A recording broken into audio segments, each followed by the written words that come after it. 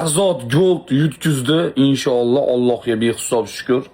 Biz o'zimiz shuni prognoz qildik. Endi xudo xolasa Tayson yutkizsa, xudo xolasa hammasi joyiga tushib ketadi. Ertaga 40 kishilik osh.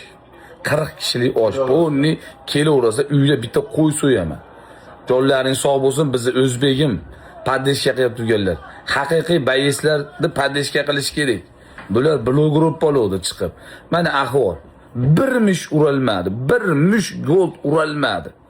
Bir mush uralmadi. Qanday sizlar o erka bulanga ro'para qilishlar mumkin. O erka bulanga bir 75 yil erka bulandi bilan ko'mirkonga olib borib ishlatib tirnovka qilgizmasdan gold 70 yil tirnovka qilsalang, o'shanda qo'ysalaring ham erka bulan uradi goldni.